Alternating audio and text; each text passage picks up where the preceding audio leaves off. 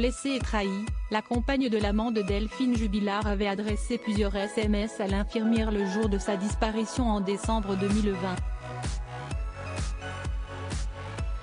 Interrogée par les enquêteurs, celle-ci a tenu des propos contradictoires concernant ses échanges avec la maman de Louis et d'Elia. « Tu prendras ma place quand elle sera libre, pour le moment, ce n'est pas le cas », avait écrit la femme de l'amant de Delphine Jubilard le jour de sa disparition.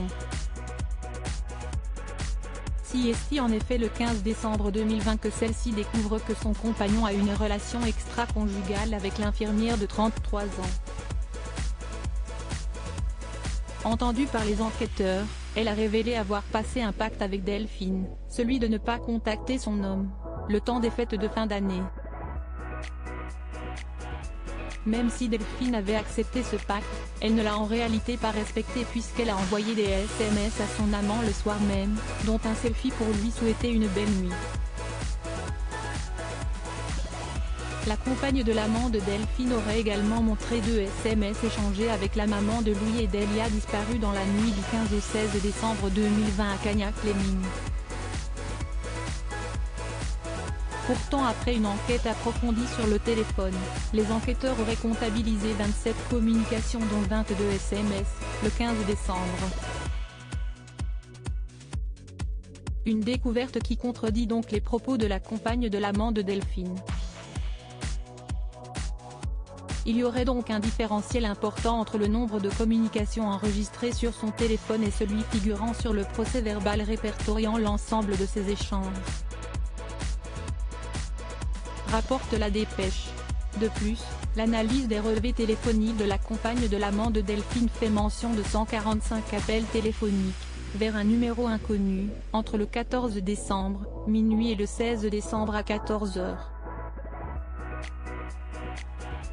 Quel mystérieux interlocuteur a-t-elle pu appeler près de 145 fois en 2 jours?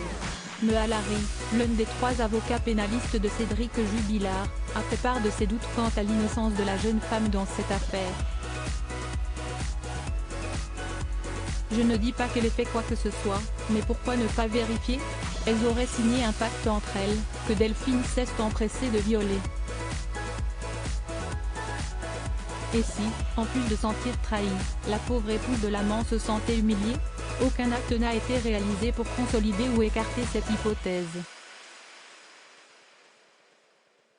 C'est inconcevable, avançait le pénaliste auprès de Actu Toulouse. Par ailleurs, l'amant de Delphine et sa femme avaient un alibi le soir de la disparition de Delphine.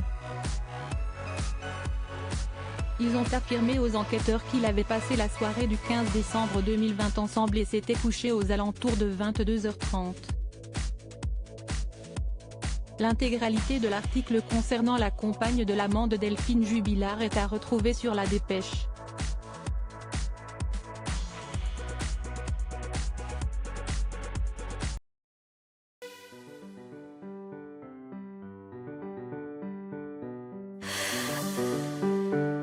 The man I love just had